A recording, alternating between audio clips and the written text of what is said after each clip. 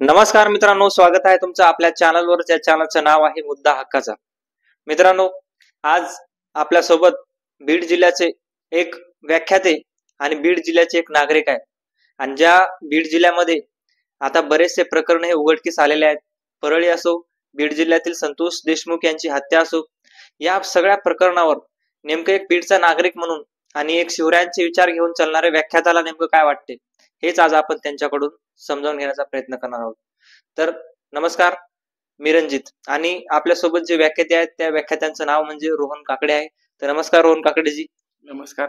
आज आपल्यासोबत जे व्याख्याते आहेत ते व्याख्याते हे बीड जिल्ह्यातील एक छोटस गाव आहे हिवरा, त्या गावातून येतात आणि त्यांचे व्याख्यान हे बरेच परळीमध्ये असो किंवा बीड जिल्ह्यातील वेगवेगळ्या खेडेगावाने झालेले आहे. तिथली परिस्थिती नेमकी काय आहे आणि जे बीड जिल्ह्यामधलं प्रकरण काय आहे हे जरी समजावून घेणार असलो तरी सुरुवातीला बीड जिल्ह्याचे एक नागरिक म्हणून त्यांना या सगळ्या बीड जिल्ह्याच्या परिस्थितीवर त्यांना नेमकं काय वाटते हे त्यांच्याकडून आज विचारण्याचा पहिला प्रश्न आपला असाच राहणार आहे. तर आमचा पहिला प्रश्न तुमच्या लक्षात आलेलाच असेल, तर त्या पहिल्या प्रश्नाचं उत्तर तुम्ही द्यावं. हे आज जर आपण बघायला गेलो तर बीडची परिस्थिती जर आपण बघितली तर आज आपला हा बीड जिल्हा, आपल्या बीड जिल्ह्याचं जर बघायला गेलं तर सगळ्या महाराष्ट्रामध्ये कामगाराचा, एक कष्टकऱ्यांचा असा जिल्हा म्हणून बीड जिल्ह्याची ओळख आहे. बरोबर. आज जर आपण बघायला गेलं तर बीड जिल्ह्याचे अनेक नागरिक आहेत, जे नागरिक दुसऱ्याच्या जिल्ह्यात जाऊन ऊस तोडण्याचं काम करतात. आणि अनेक नागरिक आपल्या बीड जिल्ह्याचे जर बघायला गेलं तर अनेक कामगाराचा जिल्हा म्हणून, ऊसतोड कामगाराचा जिल्हा म्हणून बीड जिल्ह्याची ओळख आहे. पण आजचं हे संतोष भैया देशमुखांचं जे प्रकरण झालं बीड जिल्ह्यामध्ये, अत्यंत घाणेरडं प्रकरण आपल्या बीड जिल्ह्यामध्ये घडलेलं आहे. अत्यंत दुर्दैवी घटना आपल्या बीड जिल्ह्यामध्ये घडलेली आहे. बरोबर. आज जर आपण बघायला गेलं तर आज संतोष भैया देशमुखांची एक मुलगी आणि त्यांचा एक मुलगा असा, म्हणजे बाप गेला म्हणजे काय हो, एक आपल्या घरचा आधार म्हणा किंवा डोक्यावरून हात फिरवणारं एक नेतृत्व त्यांच्या आयुष्यातून गेलं. हे जे घडलं हे अत्यंत म्हणजे अत्यंत दुर्दैवी घडलं. असं घडायला नाही पाहिजे. बरं, तुमची परळी बाबत किंवा बीड जिल्ह्याच्या घटनाबाबत तुमची एकंदरीत मनस्थिती काय आहे हे आमच्या लक्षात आलेलंच आहे. परंतु तुमच्यासमोर आमचा दुसरा एक प्रश्न आहे, तो म्हणजे तुम्ही परळीमध्ये नेमकं कधी गेला आहात का? परळीची परिस्थिती तुम्ही बघितली आहे का? आणि परळीमध्ये तुम्ही कधी व्याख्यान केलंय का? आणि जे लोक आहेत परळीचे, ते लोकांचे संबंध तुमचे नेमके कसे होते? ते जे लोक तुम्हाला बोलत होते परळीमधले, ते नेमके कसे होते याच्याबद्दल थोडस सांगावं. परळीमध्ये तर मी बऱ्याचदा गेलेलो आहे. परळीची जर आपण, परळीमध्ये कसं आपलं महादेवाचं अत्यंत प्रसिद्ध असं मंदिर परळीमध्ये, ज्योतिर्लिंग. त्या ज्योतिर्लिंगाचं दर्शन करायला मी बरेच वेळा परळीमध्ये गेलेलो आहे. पण आजची जर परिस्थिती बघितली तर त्या परळीमध्ये जायला भीव वाटतंय अक्षरशः. आजच्या या परिस्थितीमध्ये म्हणजे कसं, ती वाल्मिक कराडने खंडणी मागितली आणि ती गुन्हेगार वृत्ती परळीमधली जे आज जर बघायला गेलं तर इतके गुन्हेगार, असं वाटतं की परळीत जावं आपलीच हत्या व्हावी. इतकी भीषण परिस्थिती आज परळीमध्ये झालेली आहे. आज जर इकडं पुणे साईडला, अगर इकडं संभाजीनगर साईडला एक बीडचा नागरिक म्हणून जर आम्ही आलो आणि एखादी रूम मागायला लागलो तर साधी रूम भेटत नाही. का तर तू बीडचा आहेस, तू अंबाजोगाईचा आहेस, ही सत्य परिस्थिती, तू परळीचा आहेस असं म्हटलं तर साधी इकडे रूम भेटत नाही. का तर अख्खा बीड जिल्हा आज जर बघायला गेलं तर अख्खा बीड जिल्हा बदनाम झालेला आहे या प्रकरणामुळे. बरोबर आहे. बीड जिल्ह्यामध्ये जसा घडतंय त्या प्रकरणामुळे आपल्याला समजा बाहेर राहणारे जे मुलं आहेत, आपल्यासारखे जे आहेत, पुण्यामध्ये राहतात, काही संभाजीनगर मध्ये राहतात, त्या बऱ्याच मुलांना अशा अडचणी निर्माण झाल्या जे आता तुम्ही बोलून दाखवलेले आहेत.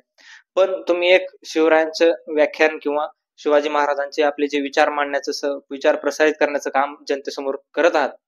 तर त्या शिवरायांच्या काळात जर अशी एखादी घटना जर घडली असती तर शिवरायांनी नेमकं या आरोपी जे आता आहेत त्या आरोपीवर नेमके सुदर्शन गुले आहे मेन आरोपी, जो हत्या त्यानं मेन आरोपी म्हणून केलेली आहे, त्या संतोष देशमुख एक अतिशय एक चांगला माणूस आणि ज्या गावाला सगळ्यात पुढे नेलं एका माणसानं, ते माणूस म्हणजे संतोष देशमुख अतिशय चांगल्या काळजाचा माणूस होता.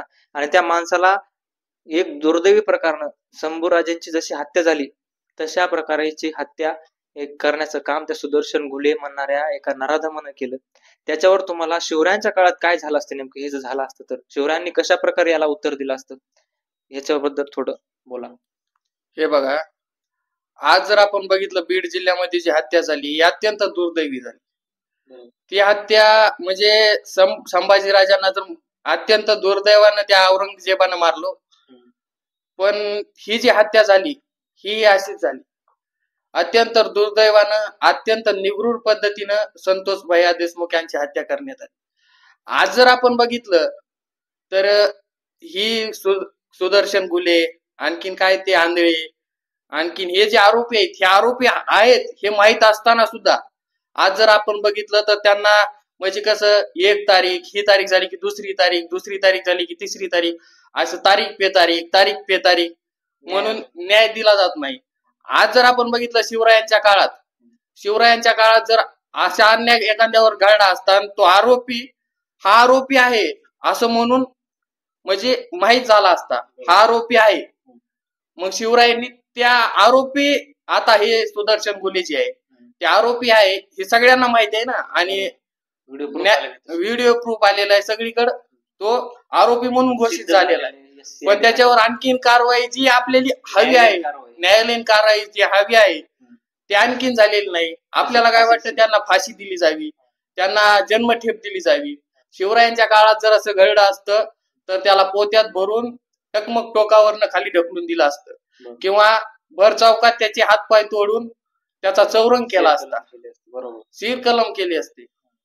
हे शिवरायांच्या काळात अत्यंत ताबडतोब कारवाई शिवरायांच्या काळात केली जात होती. परंतु हे सगळं असताना अजून एक आरोपी सापडत नाही ह्या आपल्या सगळ्या न्याय व्यवस्थेला, किंवा जे आपले तपास यंत्रणा आहेत, CID असेल, SIT असेल, पोलीस असतील, यांना अजून एक आरोपी सापडत नाही. तो आरोपी म्हणजे कृष्णा आंधळे.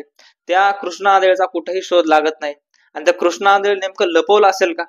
कृष्णा आंधळे यांच्यामधलं काही सिक्रेट जाणून त्याच्याकडे असेल का, सिक्रेट असेल का? तुम्हाला त्याच्याबद्दल काय वाटते? हो का, आता हे सगळे आरोपी गवसले, राहिला तो कृष्ण आंधळे. मला तर असं वाटतं तो इतक्या दिवस आणखून इतकी मोठी तपास यंत्रणा असताना सुद्धा तो सापडत नाही. याचा अर्थ तो हयात आहे का नेमका, का त्याचा गेम केलाय, का तो हत्या करण्याचा त्याला कुठं लपून ठेवलंय. बरोबर. हे पहिल्यांदा जो मेन कार्य करताय तो पहिल्यांदा म्हणजे सगळ्यांना माहित आहे की बाबा हे आता सुदर्शन घुले आणखीन सापडला नाही. तो का सापडत नाही? एवढी मोठी व्यवस्था असताना सुद्धा तो का सापडत नाही? तर त्याचा एखाद्या बारीस त्याचा गेम केला जाऊ शकतो, असं घडलं असेल असं तुमचं म्हणणं आहे. परंतु ह्या सगळ्या यंत्रणेकडे बघून, किंवा आपल्या जी यंत्रणा आता सध्या महाराष्ट्रामध्ये देवेंद्र फडणवीस मुख्यमंत्री आहेत, एकनाथ शिंदे असतील, किंवा उपमुख्यमंत्री अजित पवार असतील, किंवा आता जी SIT स्थापन केली, SIT मध्ये बरेच आरोप झाले की SIT सुद्धा त्यांचेच माणसं भरलेत, वाल्मिक कराडचे जवळचे माणसं आहेत किंवा त्यांच्या ओळखीचे माणसं आहेत. पोलीस बघितले आपण, पोलीस समोर आले, त्यांचे ती बल्लाळ असेल SP, पोलीस निरीक्षक, सॉरी SP नाही, तो पोलीस निरीक्षक होते.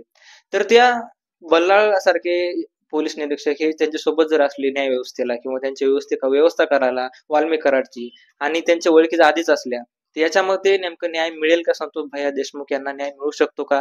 या न्याय व्यवस्थेकडे बघताना, किंवा या तपास यंत्रणेकडे बघताना आपल्या तपास यंत्रणा खरोखर चांगलं काम करणार आहे का, आणि करेल का, आणि संतोष देशमुख यांना न्याय मिळू शकतो का? तुम्हाला याच्याबद्दल, आताच्या परिस्थितीबद्दल तुम्हाला काय वाटते? न्याय मिळेल, पण थोडा टाइम लागेल, वेळ लागेल. हे बघा, आता त्यांचे जरी सगळे माणसं भरलेले असले तरी वरनं हळूहळू त्यात सुधार केला जात आहे त्यामध्ये. हळूहळू त्यामध्ये फडणवीस साहेब, अजित पवार साहेब, आपले शिंदे साहेब यामध्ये अत्यंत लक्ष घालत आहेत.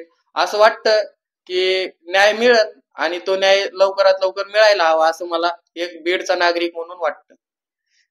आपण प्रतिक्रिया जाणून घेतलेली आहे की बीडचे नागरिक आणि एक सुप्रसिद्ध व्याख्याते आपल्यासोबत रोहन काकडे होते, आणि त्यांचे मनोगत किंवा त्यांच्या मनातील भावना बीड जिल्ह्याच्या नागरिक म्हणून नेमकं काय आहे हे आपण जाणून घेण्याचा प्रयत्न केलेला आहे. मित्रांनो, तुम्हाला व्हिडिओ कसा वाटला, आणि व्हिडिओ मधली माहिती जी तुम्हाला आवडली असली तर माझ्या चॅनलला सबस्क्राईब करायला अजिबात विसरू नका. धन्यवाद. तर रोहन काकडेजी, तुम्ही आमच्या सोबत आज आलात, आमच्या सोबत गप्पा आणल्या, याच्याबद्दल तुमचेही आभार. आणि तुमच्या सुद्धा या सगळ्या बीड जिल्ह्याची जी तळमळ पाहता लवकरात लवकर संतोष देशमुख यांना न्याय मिळावा अशी सुद्धा तुमची इच्छा दिसत आहे, आणि लवकरात लवकर तो आपली न्याय व्यवस्था देईन असाच प्रयत्न राहणार आहे.